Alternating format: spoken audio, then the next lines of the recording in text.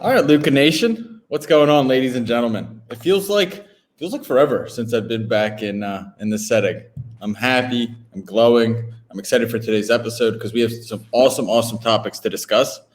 I have a really good play. I hope you do as well, Cage. We're going to talk about the Giannis injury a little bit. That was devastating. I hope he's okay. Cage does as well. So we'll talk about that and the implications it's going to have on his cards. We're going to talk a little bit about Paul George. We're going to give a little feedback on that HGA video that everyone's talking about. But first, I'm going to start with something that I think is a lot more interesting to the general audience. And it was a phone call that Cage and I had earlier in the day, this morning. And we were just talking about previous boom and bust cycles in sports cards. And I want to hear Cage's take on all this. But basically, 1989, when Griffey came into the game, was really when sports cards first started to boom. Then there was Shaq in 1993, LeBron in 2003, and then last year we saw new companies come into the space, new content. All that stuff was happening then as well, and also that pushed prices higher as well as demand, and a bit of FOMO was included in that. But the rest of the times we were talking about, prices were flat. Yeah. So and people have said that before. Well, so yeah. I mean, listen, we have people who reach out to me, and there are people who've been in the hobby for quite some time. And, folks who've been in it for more than the last couple of years. And, they're like, hey, I have people who've been in it for only the last couple of years. And, the questions they ask are, what kind of a return can I expect year over year when it's not a crazy run up like it has been the last 2 years? Should I be expecting 20%? Should my stuff double? Should I be expecting, a 2x on my stuff instead of a 10x? Like, what should I be expecting? And then I have people who have been in this for cycles, right? And who've seen the market. And their question is, hey, I owned a Tom Brady. You know who I'm talking about now, right? So, and you know who you are out there. So I owned a Tom Brady rookie, and from basically early 2000s, mid 2000s until 2018, it was a stagnant hold.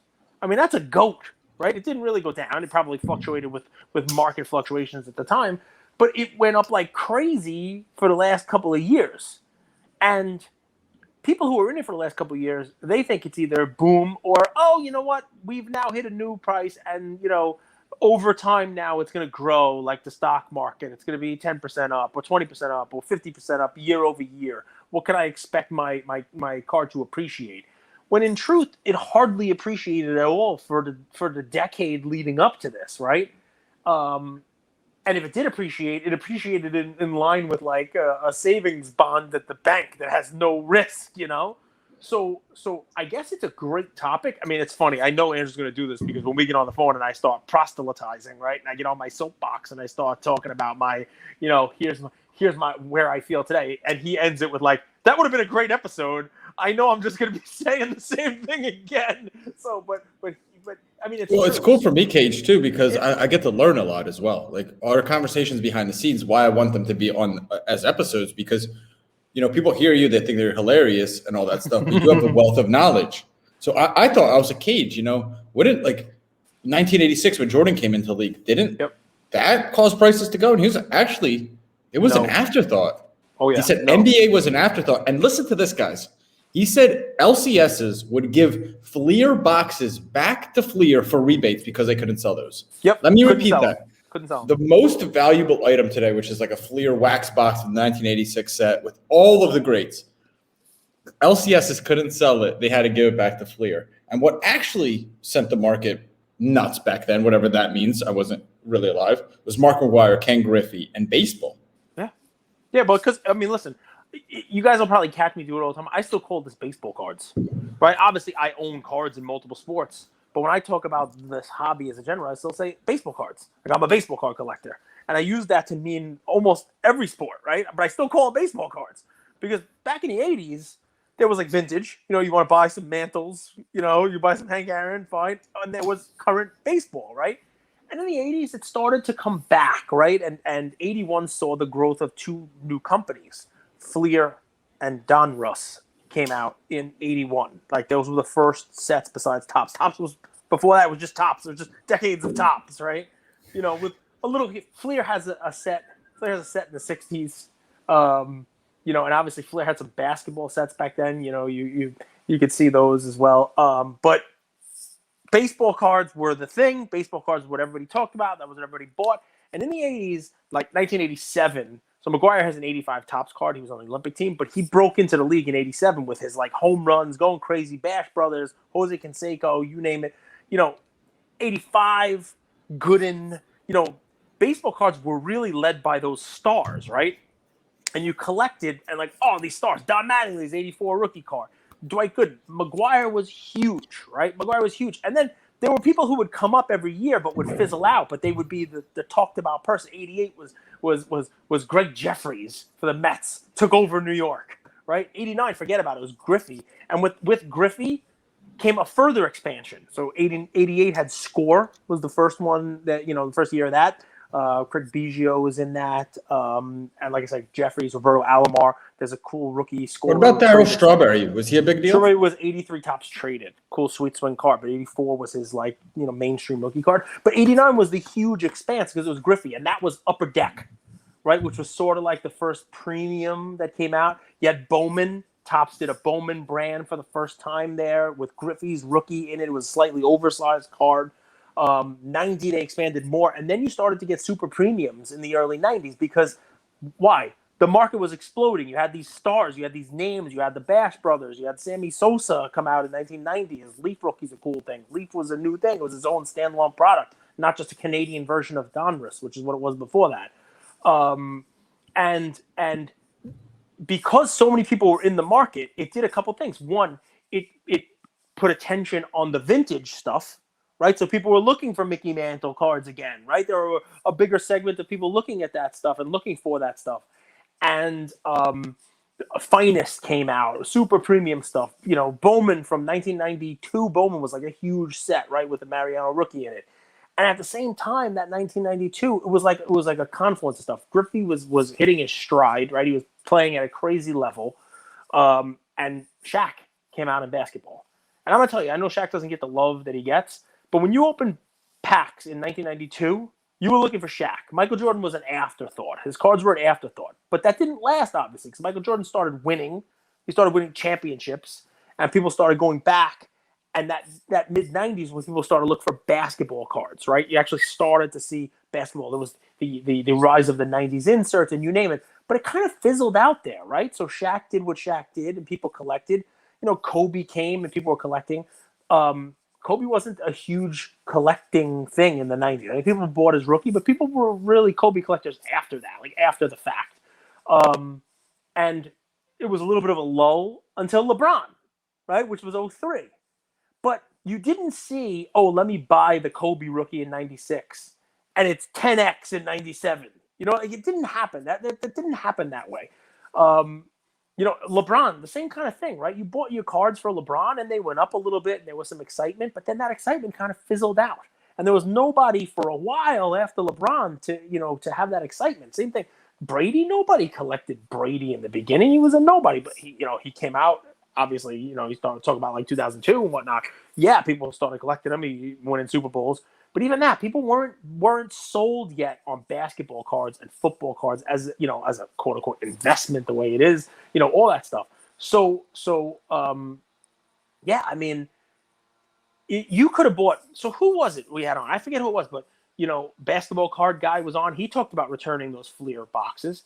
We've had people like Nat Turner on. We've had people who own those LeBron exquisites, and they talk about how they bought them for $5,000 or $10,000, and their family thought they were nuts, right? And that they just sat on them and they didn't go up, and they weren't like, okay, I paid 10, it's worth 12 this year, it's worth 15 this year, it's worth 20 this year, where they could track it with a chart like Card Ladder. None of that stuff existed, right? And then all of a sudden, a couple years ago, boom, there was another major thing. I think it's because of baseball, Mike Trout, but also this huge rookie classes that had come in. Aaron Judge was a huge part of it. He burst on the scene as a rookie with 50 home runs. Pete Alonso following that, both in New York, right? Bellinger in LA, big markets, big rookies, big teams. Soto, Acuna, Vlad Guerrero, Tatis, all these guys coming at the same time, and Mike Trout in there, drawing attention to the market. But basketball, right? Luka, Trey, Zion, Ja, all come, LaMelo, whatever you want to give him some credit now too.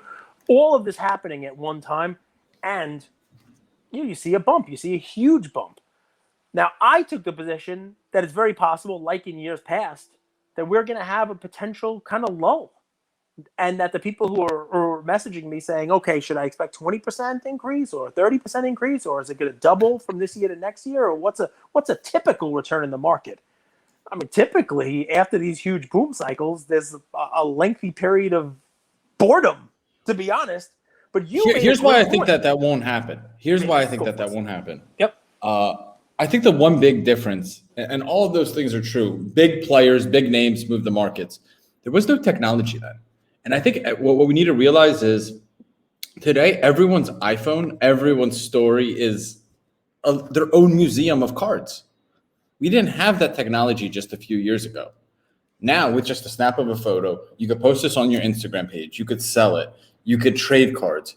So there's just this friction that has been drastically removed from sports cards in the last 30 years, which is why I don't think that there will be a boredom period.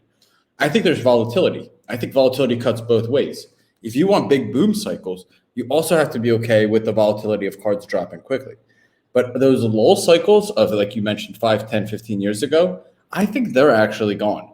I really do, because I think there's two things in play. I think it's FOMO, and I think that everyone using their camera phone could create a little museum, a little art gallery of all of the items that they own. And that creates demand in and of itself, because if you think about it, you're posting on your pages, your whole circle starts to see those cards, right? And then you start bringing people outside the hobby in, which was much more difficult to do just 20, 30 years ago. I don't know, man. I mean, I guess time will tell. But I mean, there have been booms in cards before. There definitely have. I don't know if you hear that lawnmower. There have been booms in cards before. And, people point to me and they say, oh, there's so much money being put into it now. People are buying these expensive cards. Look at the Mantle for 5.2 and the Babe Ruth and all this money, right? That's true. That happened before, too. I talk about it. Wayne Gretzky bought a Honus Wagner card, you know what I mean, and paid like nearly $500,000 at the time. There are record prices being set all the time. That stuff's always happened. And if you go back in time and look at the expansion, there were more magazines that came out. It wasn't the internet, but they were more like Beckett, that Sports Collectors Digest, and card pricing guides, and you name it. And they all had articles at the time that were like, the card market is super hot. The kind of article you're going to see right now if you pull up Google, Yahoo News, or whatever it is, wherever you get your news from on your iPhone. But what you didn't have then, Cage, is Rob Goe purchasing the Mickey Mantle, putting it on his story, and doing a press tour for 2 weeks, and Von Miller getting into it and starting to buy cards himself, or other NFL players or other celebrities getting into it. I don't think you saw that, did you? You're right. I don't know whether it was happening, and if it was, you definitely didn't have it in your face. You didn't get to see it the way that it is now with social media, and seeing that there are people out there with money who are treating this as a separate asset class, who are treating this as an investment vehicle. And you're 100% right. That could be the difference, right? That could be something that differentiates this time around from the other times. 100% correct. You could be right. I think just 15, 20 years ago, 10, 15% of athletes knew about sports cards and things like that. I think in 2021, I would say 60 to 75% of athletes know about sports cards and NFTs. Do you think they know about it because they like it and want to be a long-term holder in it? You think they know about it because they've read that in the last couple of months to the last couple of years, it's been a way to make money?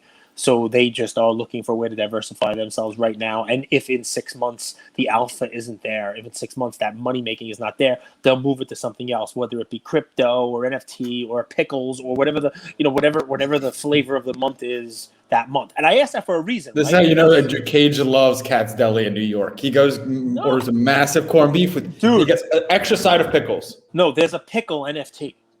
I'm being dead serious. It's like MFP, my effing pickle. Did you guys ever do this? You drink the pickle juice to not get hungover? Did you guys ever do that in college? Yeah, you do pickle juice shots. Back, the pickle juice. Yeah, the back shots. Yeah. No, I've never done it before. I never even heard of such a thing. People do these things? I know there's a pickle NFT. Okay, you like to pick on it. But I like Katz's Deli. I do. I have big sandwiches. I like any deli, actually. I like anybody that's going to give me a sandwich. So, but point is, I think it's gamification, Cage. I think that they actually like their cards because it's their stock. It's like, okay, what is my value? And that could, I hope you're right. I hope you're right. I do. I hope you're right. And, and you're probably right. I guess time will tell. It just has not been the case, right? And past performance doesn't necessarily be a future indicator, right? And there's a lot more going on in the hobby now. Nationals, huge. There are a lot more marketplaces in the hobby, a lot more content creators in the hobby, a lot more places to buy and sell. The world is smaller. You know what allows the marketplace to continue is I could sell something to somebody in China right now, in 2 seconds. Whereas back in the 80s, it was mail orders. And I was buying my factory sets from Lou Brown cards and sports memorabilia through a magazine like Sports Collectors Digest. And I would, I'd have to oh look, here's the prices. Imagine trading cards back then, right? Yep. So just the friction. So that's why, just to summarize, that's why I don't think that there's going to be a lull period. I think there's going to be boom and bust period. So can I be the old man? And so my play, right? My play is not a specific card, but my play is based on exactly what you're talking about, right? So my play is based on this, right? So no matter which one of us is right, and time will tell, one of us will be right. I hope you're right, because I like talking about cards, right? And we have the audience we have the platform we have now because cards have become this alternate asset class, and I really do hope they stay that way. And I'm going to do my part to keep them that way. I'm not selling most of my stuff, I want to hang on to it, and I want to keep buying more. So open up soon, PSA, or HGA, get me my cards back, or let's go, let's rock, So I want to keep doing this stuff because it's fun, there's a lot of fun in it. I hope you're right. I hope I'm wrong. Even if I'm right, though, right? Even if I'm right, what I've learned through the lulls is that every time you have those peaks, they usually start with you like to call them sexy, the sexy new toy, right? They start with a shiny new object, right? They start with, think about what we just said, right? Mark McGwire came in '87. Everybody wanted to buy Mark McGwire cards. Bo Jackson came out, and he was on every cover of every billboard, and shoulder pads and bats, and you name it. And then there was Griffey Jr., and he was great. And then then there was the '90s. You had Shaq and Alonzo Mourning the same year, and then Jeter was there, but he wasn't huge for a while. And then it was Kobe, and then LeBron, and then Brandon Roy. And then there was Steven Brandon Strasburg. Roy was good, man. Brandon Roy was really good. I bring him up for a reason. Right? Because people were buying product to get Brandon Roy, and now they're buying product to get Luka and Trey and LaMelo and Anthony Edwards and blah, blah, blah. So the point that I'm trying to make is that there will be guys that bring people out of the woodwork. If I'm right, there'll be a lull, maybe slight, but then there'll be another spike, whether it's in 2 years, 3 years, 5 years, 8 years, 10 years. And during that next spike, people might not be looking for Anthony Edwards. He might be injured. He might not pan out the way people think he's going to pan. He might be Brandon Roy, which is why I brought him up, because not a lot of people collect that guy's cards, right? They were collecting the hell out of him for a while. But guess what? Anthony Edwards might also be LeBron. But there's a might in that, right? There's a might. And if you want to, if you're investing in Anthony Edwards and he turns into be the next LeBron and you're buying him now, you're probably going to do quite well for yourself. And next time there's a boom, next time there's one of these big pickups in cards, right? But you know what has gone up each and every one of these times?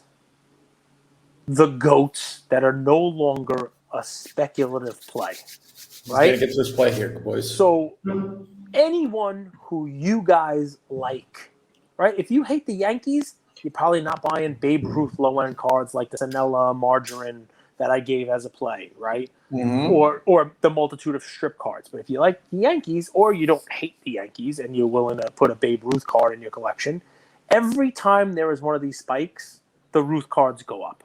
Every single thing. Look at the chart, Ruth cards are like this. Look at the PSA, look at the 33 galleries, they all go like this, right? And now there's a memory lane auction where the yellow number 53 is going to be sold for millions of dollars in PSA 9, and people are going to buy the lower grade ones, and it's just going to keep going like this. Now, Ruth usually doesn't have one of these. It doesn't have a shot to the moon on Elon Musk's rocket, right? But it also usually doesn't have a boom crash cycle. You know what I mean? It doesn't have the same kind of thing. They go up more when the rest of the market goes up, and you can still capture some of those crazy gains when there's a boom. But over time, same kind of... Now, you can do the same thing with Michael Jordan. If that's your guy, you do the same thing with Will Chamberlain. You can do the same thing with, I'm trying to keep you in different sports here, right? You do the same thing with Bill Russell cards. You do the same thing, believe it or not, right now, I mean, especially because they've come down from the recent huge run-up. They're more modern. But I would put LeBron soon in a safer category for the next run-up. I'd put Kobe in a safer category because the run-up came and went on those cards. For basketball now. I would put for baseball Jackie Robinson, Mickey Mantle cards. And I'm talking about buying ones you like in a sport you like. Football. You want to go back and buy a Newt Rockne or a Bronco Nagurski? Fine. You want to buy a Jim Brown? You want to buy a Johnny Unitas? You want to buy Joe Montana, Jerry Rice? These guys, what we've seen here is a steady increase on those cards. And when there's a lull, it's a slow increase. And when there's a spike, look, Montana, I love that card. I love the rookie card, right? And it was like $20,000, $25,000, $28,000 back at the end of last year. And then beginning of this year, it spiked all the way up. They were selling for $100,000 in February. Well, recently, one just sold, I think, in Golden for like $49,000, right? So if you're in a card like that, and I'm not telling you guys to go out there and buy Joe Montana PSA 10. You can buy PSA 9, or I'm just using that as an example because I know the pricing off the top of my head, right?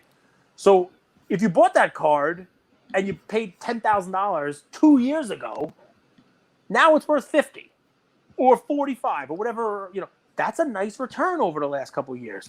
Sure, it went up to 100, and it would have been nice to have 100 for it. But the point is that I'm trying to make is riding out these waves, riding them out, and when there's a spike, you can hang on to that card and it keeps riding up, or you can cash out on those spikes because now you're going to pay attention to those spikes. You're going to pay attention. Even your vintage stuff is going to go up. Your Jerry Rice is going to go up. I mean, I have a Rice rookie. I can't get for it now what I got in February. They're not impervious, right? I'm not trying to say these things are impervious to the swings, right? They do go up and then they come back down, right?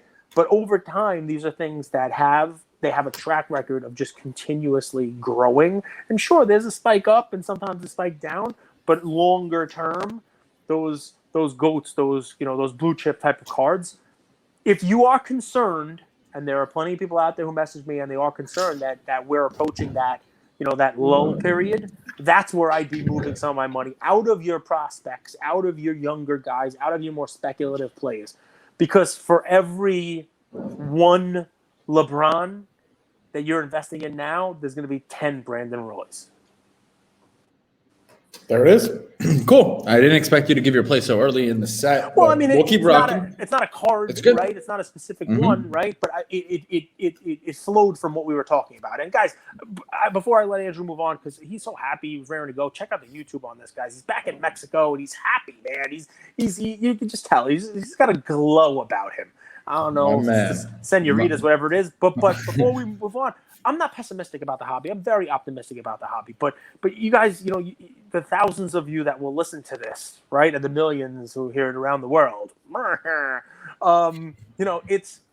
gotta be honest with you guys, and this is what I woke up thinking today, right? I've seen markets kind of ebb and flow. I've seen this over time, and I watch like the NFT markets, and I was telling Andrew this before. If you look at the charts, right? Look at like Top Shot, right? A large segment of the people putting money into these alternate assets are fickle pickles. Right now, they like pickles. Last week they liked Bored Apes. The week before that, they liked whatever the hell else it was, Zed Horses, and before that it was Top Shot. Now Top Shot's, look at the curve on that, man. In February it was Mount Olympus, and now it's it's flat ground. So, I just want to clarify. I'm a practical optimist. So, I think you need to be centered in reality. And I didn't think today's episode was negative or positive. I thought it was informational. Okay. Right? You need information to make decisions from. And then you can use that information for optimism or pessimism. So that's how I don't think – so there's a great quote by Ayn Rand, you could avoid reality, but you can't avoid the consequences. It's really important to see things as they truly are and then be optimistic once you're able to see them. I hope that clarifies things, because I don't want to just be painted as a blind optimist. Well, anytime you quote Ayn Rand, it clarifies things for me. So I'm good. I'm great. You could avoid reality, but you can't avoid the consequences. Now, Hoops Nation had this great post. If CP3 wins a ring this season, does he rank higher than James Harden all time? I commented, honestly, James Harden is a nobody relative to all-time greats. He's in T-Mac category. Where do you stand on this? I agree. I think CP3 is already higher than Harden right now, even if he doesn't win a championship. I think I rank him higher. He's his all-time great. He's been doing it for Who is James Harden and what has he done? Well, so James Harden is relative to that category. I understand the comparison, right? Because CP3 he's never really put up monster offensive stats. Now, and he's put up great assist numbers. He's been a very good point guard. He's been a very good facilitator, and he's been on some very good teams, but he's never kind of climbed the mountain. He also kind of checks all the boxes, but he's never really like lit up the scoreboard point wise. Harden, you could argue, at least recently, like some recency bias here in the last 5 years. I mean, he puts up points and he has assists, right? Didn't he lead the league in assists one year and obviously points and other. He has the ball in his hand for 90% of the shot clock. That's the way the game is played right now, right? So that's the thing, right? People value and watch those guys, the people who play the isolation game and put up those stats. When it's said and done, people like Harden or Luka, if he keeps doing what he's doing this time, or Trey, they're going to put up really crazy numbers that against some all-time greats are going to look really, they're going to make them look like they're really, all-time greats themselves. Is it just recency bias? Because anyone who saw Chris Paul in the early to mid 2000s, they know that guy was a stud, and they would take Chris Paul over James Harden on his team any day. Numbers don't tell the full story. And there were times where Chris Paul would lead the league in assists. Yep. While shooting 50% from the field. Yep. While putting up 20 points a game. They didn't score as many points. So I think it's so foolish to live in just a stat-driven society when it comes to NBA. Because the stats don't tell the full story.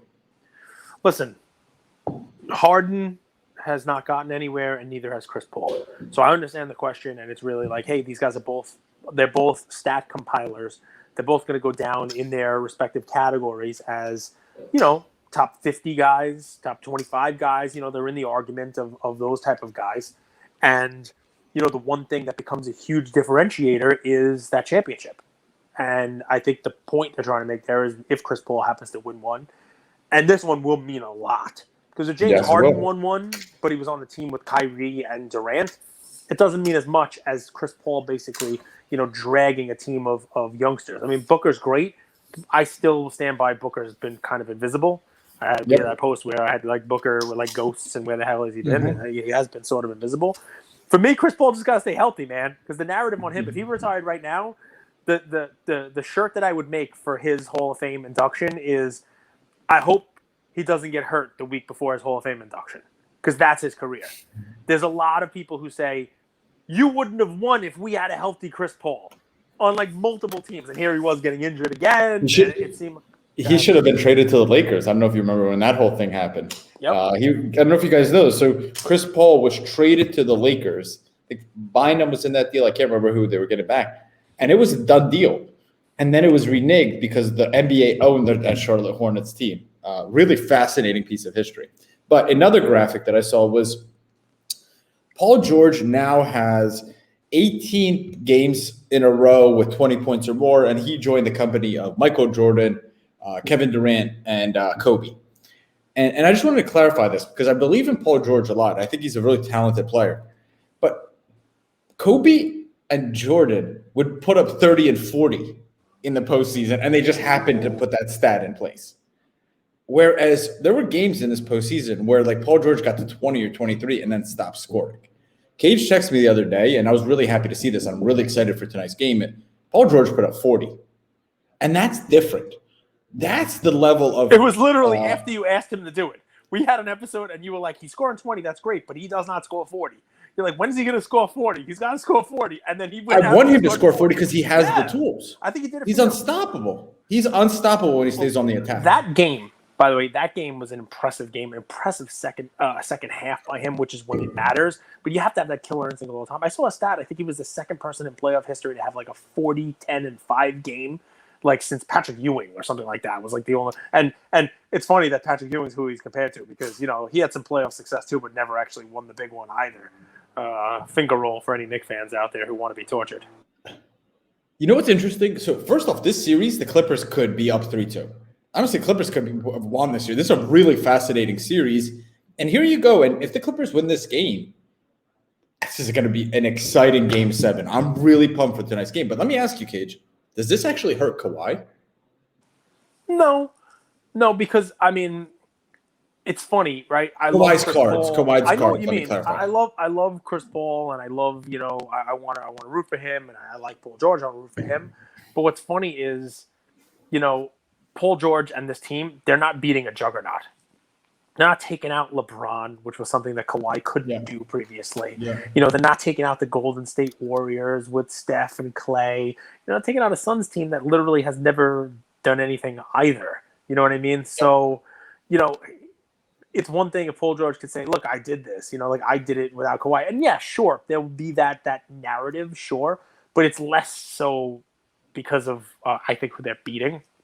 Sorry, Suns fans. I mean, I'm sure they're a great team and I love Chris Paul, but, this Suns team, even if they win a championship, is not going down as like an all-time great team or anything like that. So, but yeah, I mean, clearly, if you're Kawhi, you want that, you're not rooting for your team to lose, so that you could say, "Oh wow, you guys needed me." Kawhi cards. But yeah, I mean, Kawhi's cards would go up if he was winning a championship with the team. And is Kawhi done? Do we know, like, if they make the finals, is he going to come back, or they just keep being tight-lipped about that? Kawhi doesn't tell anybody anything. The team. All right. So listen, we'll see. You know who the biggest winner in this series is, right? Well, it's from the series before. The biggest winner with the Suns. Jackson, probably. The biggest winner with the Suns is the Suns in 4, dude. They beat the heck out of that guy with the Jamal Murray jersey, and they made like a doll out of him. I saw a cool video of him at the game yesterday, and he's holding up Suns in 4 like this, and people are taking pictures with him. Is that the guy that got the fight in the stands? Yes, yeah, Suns in 4. That's his thing. He's holding the Nuggets fan's head down. He's punching him in the face and stopping and pausing to say Suns in 4. Isn't it funny how hypocritical we are as a society? So we're like, fans are so evil, they shouldn't be saying these mean things to the players, and then we basically glorify this guy who went into the stands to fight the other team's fan. Well, this guy's going to be... Well, he was in the stands, and I think the other fan... Listen, here's what's funny. I'm not saying he didn't deserve it or not, but I'm just saying one thing is You're right. the worst thing in the world. One thing is like, wow, this guy, let's get him an action doll. Let's make a meme out of this guy. The commentary that you're making about society is 100% the right way to go, right? Because this guy's on Cameo. And I'm telling you something, it's not happened yet, right? It's not happening yet, but wait for it. So like Logan Paul is gonna fight like Manny Pacquiao in 2 years. Like, it's not gonna be Floyd Mayweather. Maybe Logan Paul will fight Conor McGregor in 2 years, right? There'll be something like that, right?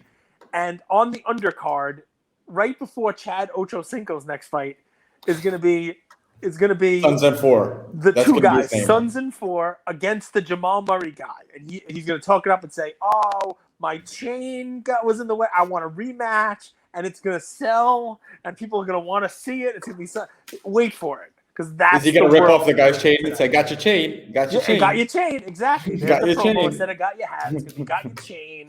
I mean, this is the world, right? I mean, there was that guy who tweeted about Wendy's Nuggets and got Wendy's Nuggets for life and wound up on the Ellen Show. I mean, like, this is the world we presently live in. I'm guilty of it myself, man. Twitter was giving away their own NFTs today.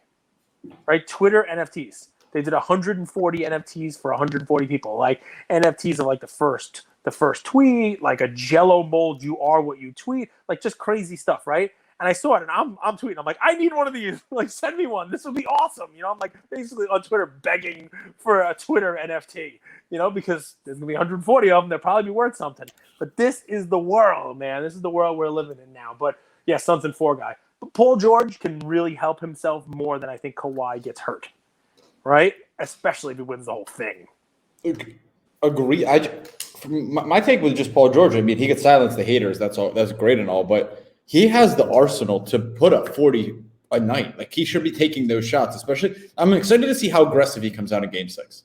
So the Paul George hatred has now become a thing that the NBA players know about. Now, what's his name? Hampton, rookie this year. He tweeted the other day, and his tweet was, you got to look it up. It's basically, I'll paraphrase it, but basically it was like, it's amazing how quiet Twitter is when PG has a great game.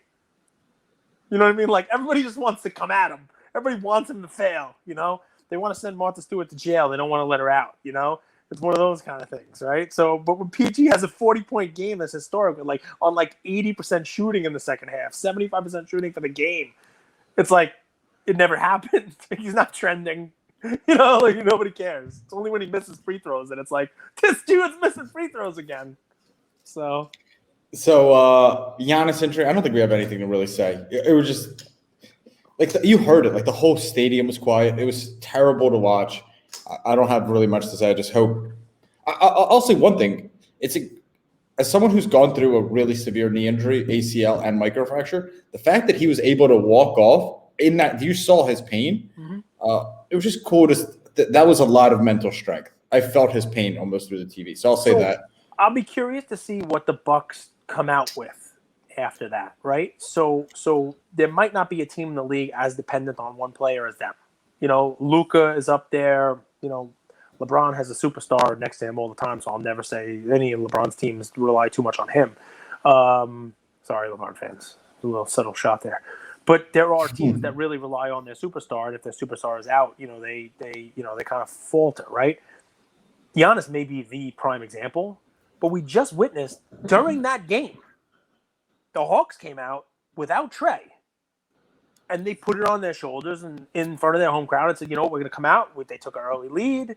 They played well. They were winning. They were leading in the game before Giannis went out, right? And what they do after Giannis got hurt, what they go on like a 14-0 run and just blew the game wide open. Mm-hmm. Now, I don't want to say that the Bucks just gave up and said, we don't have Giannis, we suck, right? It's one thing the Hawks team was able to game plan without Trey. They knew they weren't going to have Trey for the game. They were able to set up plays. They were able to scheme for their team without Trey, right? We'll see what Milwaukee comes out with. We'll see what they're made of, right? We'll see what they have when that game happens. The next game comes in that series. We'll see if they just roll over and play dead, or if the rest of that team. I've talked about Chris Middleton and said he's got to show up. It's one thing to show up when three people on the other team are focused on Giannis. It's another thing to show up when now people are just actually going to be watching you. 1,000%. 1,000%. Plus, people don't give Giannis enough credit for how much he tires out the defense by relentlessly attacking them. So when Middleton goes off in the fourth quarter, he also is going after a slightly tired defense. So we'll wrap it at that on that topic. This is a little longer episode, but we haven't done one of these in a while, so I'm going to keep rocking. Any thoughts, anything? HGA is our sponsor, so what do you want to say? Should we say anything about the video that some people loved it? People are like, thank you. We love the transparency. Thank you for showing us the behind the scenes of HGA. Yeah. Remember, HGA is a 6-month company. Other people were not so kind with their feedback and their words. There's no way to sugarcoat that. What are your thoughts, Cage, if any, on that HGA video? Well, I didn't see any comments in the video saying you guys are not grading the cards correctly, which basically is what a grading company is all about to begin with, right? I saw some posts about, customer service stuff, and obviously Hybrid responded to all those and said, contact our customer service department, you name it. But yeah, listen, what do I say? I say good for Hybrid for putting that out there, right? The PSA doesn't open the Wonka factory. Nobody knows what's going on in there. Nobody ever goes in, and nobody ever comes out. And now your cards aren't going in anymore either. Sorry, Augustus Gloop. So, and if you're like me, your cards aren't really coming out from there either. Thanks. It's only been 10 months, guys. I guess I don't really need them back. But in any event, HGA goes out there, they put that video out. I don't think it mattered what they did on the video, right? They could show a dude with socks and sandals, or they could show a whole bunch of button-down suit people, with everybody with brand new laptops that were bought that morning or whatever it is, and what do they say, man? Haters gonna hate. Haters gonna hate. There are people out there who will not give anyone a fair shot. And listen, SGC put a video out, and people were like, "Oh, they showed the machine they used. Mm-hmm. Now people are gonna be able to copy that and counterfeit the slabs." And so the way it is, it's great. You pointed out, and it's funny to tie these two things together. Right? You pointed out what is going to keep the hobby going, how small the world is, how there's this instant gratification of the world, the Twitter and Instagram, and show you stuff off and blah, blah, blah. We're all kind of together in this sense of community. But it also kind of bites sometimes, because with that, you're always going to have people who are going to be like, oh, look at that. And you almost kind of have to filter some of that out, So that's kind of, I guess, where I fall on it. As a content creator, and a lot of the people that listen to our show are content creators. They were on the Come Up with Cage, which we need to bring back soon because people love that. You guys remember your first video? That shit sucked. But you got to start somewhere, right? Yeah. So Just a little bit of benefit of doubt and grace. I'm glad you say that, right? Because listen, everybody who's listening to this loves us, right? And there's going to be more people listening next week who love us just as much because we're giving it to you straight, we're giving it to you like it is, and you wouldn't listen to us otherwise, right? But we started somewhere too, right? And even now, there are people who literally every episode we put out say, why does Cage still use these headphones? Why is Cage's audio terrible? And you know what? I listen to the stuff. I think my audio is just fine. I mean, but it doesn't matter. The person probably didn't even listen to it. Probably didn't listen to the episode. They just want to say, "Oh, Cage's audio," or "How come Cage talks so much?" There's always going to be something, man. So I'm going to shut up for the next couple minutes because of that guy, the one who says, "Why does Cage talk so much?" And I'm going to let Andrew talk. Go. I'll give a shout out to Mr. Yamwax because he sent us what was one of the coolest gifts I've gotten in a long time. So it was Elon Musk's 50th birthday the other day. I had no idea the guy was 50 years old, Cage. Did you know? I thought it was like 38. He looks really young, no? Well, doesn't he have like a cryo chamber in space that he flies his private rocket to and plugs in solar panels because he's close to the sun and he de-ages himself? Dude, don't ask me questions when I say I'm not supposed to talk. I'm supposed to be giving you fine. Thank you. I just want to just a quick shout out to Yamwax. Yamwax, thank you for sending that. Yeah, eventually I'll be in the same room as Andrew and I'll get mine. But he said mine looks awesome too. I'm shipping yours. I didn't open yours. I'm shipping yours to your house. That's awesome, Yam. So just shout out. Guys, go to yamwax.com. Check out more information about the project. There's an FAQ. Yam subbed 50 cars. He's doing really cool things with this Elon Musk project. Yamwax.com. There's an FAQ on the project. Thank you. It means the world that you would even think of us like that. I'm going to get into my play. And it's someone Cage has it's near and dear to Cage's heart. He's talked about this guy making the Hall of Fame time and time again. There was probably a 1 month period he mentioned his name on every episode. Is it Matthew Stafford? It's Matt Stafford. Yeah. I think people don't give Sean McVay enough credit for what he was able to do with Jared Goff leading that team to the Super Bowl. And I think he's going to have a veteran quarterback that could sling the ball around the field and really help this team win some games. I don't think Matthew Stafford is necessarily going to lead this team to the Super Bowl or do anything massive monster this year. But I think he's a huge upgrade relative to Jared Goff. And I've watched Jared Goff play. He's a young quarterback. He has some potential, but I don't think you could compare the throws that Matthew Stafford can make to the throws that Jared Goff could make. And I think Matthew Stafford's biggest problem his whole career was interceptions, not necessarily making the tough throws. And that's why he's my play today.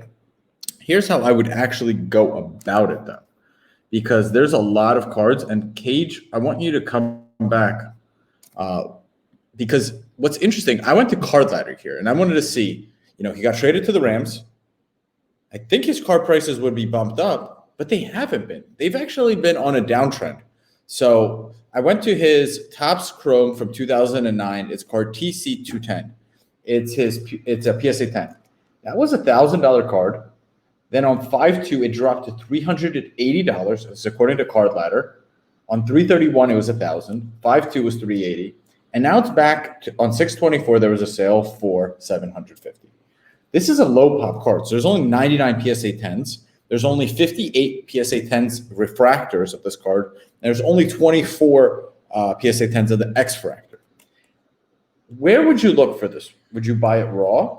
Were a lot of people grading Matthew Stafford in 2009? Could you buy some raws that you maybe could sub to SGC, HGA, or PSA when it opens up? Do you buy a PSA 10? Where do you look for this? Like, what would be your thought process? Because I believe in Matthew Stafford. I'm not sure necessarily how to play because you could go raw, you could go X Fractor, you could go refractor, or you could go base Topps Chrome PSA 10.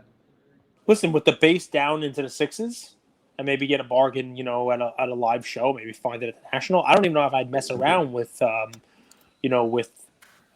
grading it right now. I think I'd buy, you want to take a shot at grading one. Maybe if you find a nice looking raw of the X Factor or something like that, maybe give it a shot because a lot of people weren't grading these cards, obviously, because the pops are pretty low. But it really does depend on what you want to do with the card. If your goal is to buy it at $600 right now, and then after he's 2-0 or 3-0 to start the season, it's back up to $1,200, and you want to just double your money quick because people are talking about how Stafford's leading a new team with more eyeballs on it and better televised games, and people are looking for that card because it's less than 100 pop, then I clearly would buy a graded one. I wouldn't be buying a raw one trying to grade it because you're probably not even going to have it back by the time that week 2 rolls around in the NFL, depending upon how you sub it and the whole deal. Here's another way to guys go about it. And I wanted to provide options on this play. Here's another option. Star stock. You buy these raw, and I went to Star stock before this episode. There's not a ton of these on there. There are not a ton of Topps Chrome bases on there. There's actually only a few Star stock Bs.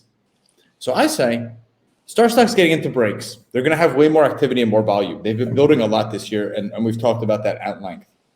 Well, when NFL season comes around, I fully believe the market's going to be moving. And I think you should handle the supply side of Star stock for a guy who's in a huge market, veteran quarterback. He's going to have a lot of touchdowns. He might have a lot of interceptions, but I think he's going to play well. That's another way to buy raw and submit these to Star stock. Yes, there's an ingestion fee, but for a card like this, that's an $85 to $100 card. I don't think it's a huge ingestion fee, and it will be loaded in before the NFL season starts. That's another option for you guys.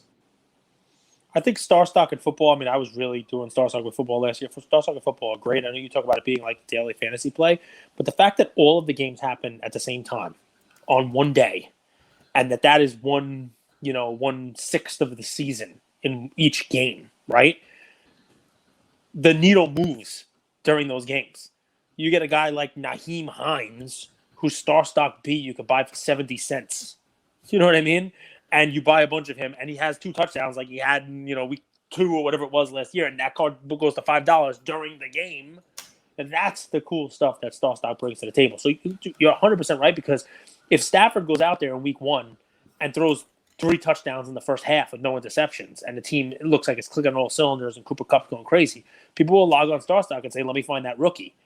And if you're the only one who has him there, you know what I mean? You're setting the price for him, 2 last things, and we'll wrap here, Cage. Sorry about that. Cage's internet just got a little bit glitchy, but I think he's back now. Good. Stafford's going to play the Seattle Seahawks twice. That's going to be a shootout, right? We've seen the Seattle defense. San Francisco just lost their defensive coordinator. He's now the head coach of the Jets. So will there be a little bit of a down period when it comes to the SF defense? So there's a lot of factors. He's in a new division, a division that's going to score some points. I'm really excited about this play. I think he's going to have some serious stats this year. Yeah, he's got a great safety valve. That Cooper Kupp, he is awesome. He can run the deep ball. It goes across the middle. It's the kind of receiver that a quarterback needs to have to get him out of those third downs and keep drives going and, add stats. You keep those drives going, that's more touchdowns, that's more yards. So I like the situation he's in. He had some good receivers in Detroit also. Just that team, it's never been a place where hobby favorites have been, right? Not since Barry Sanders. And so it ended his career early too. It's a really tough place to play. Jadon Sancho, actually, guys, he breaking news, just got transferred from Borussia Dortmund to Manchester United. His cards are going to go through the roof. I wouldn't be trying to catch his cards right now. Jadon Sancho. I believe I have a few of those at PSA. Damn. Well, get ready to get upcharged. I love it. Thanks, Luca Nation. We love you.